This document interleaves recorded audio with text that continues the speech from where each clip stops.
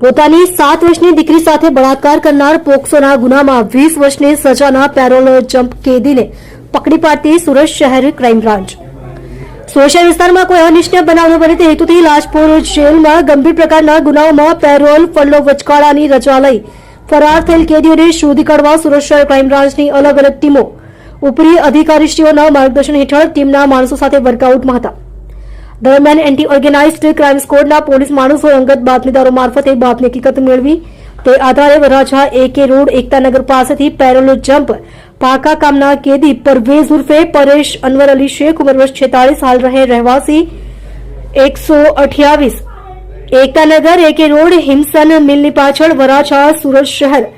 તેને ઝડપી પાડી કાયદેસરની કાર્યવાહી કરી આરોપીનો કબજો લાજપોર મધ્યસ્થ જેલ ખાતે સોંપવા તજવીજ કરેલ છે। મજકૂર પાકા કામના કેદી નંબર 2452 પરવેઝ ઉર્ફે પરેશ અનવર અલી શેખને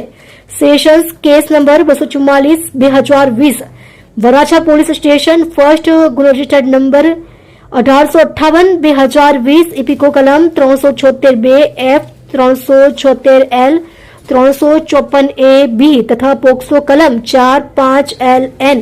6-8-10-12 મુજબના ગુના સબબ નામદાર ફાસ્ટ ટ્રેક સ્પેશિયલ કોર્ટ ત્રીજા અધિક સત્ર ન્યાયાલય સુરત દ્વારા તારીખ 3/6/2023 ના રોજ 20 વર્ષની કેદની સજા તથા ₹25,000 દંડ બદલ 6 માસની સજા કરવામાં આવેલ છે। જે ગુનામાં લાજપોર મધ્યસ્થ જેલમાં પાકા કામના કેદી તરીકે સજા હેઠળ હતો।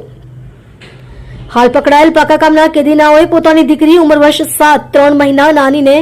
મોબાઈલમાં નગ્ન ફોટા બતાવી કપડાં કાઢી બળજબરીથી શારીરિક સંબંધ બાંધી ગુનો આચરેલ। જે ગુનામાં મજકૂર આરોપીને પકડી પાડવામાં આવેલ હતો।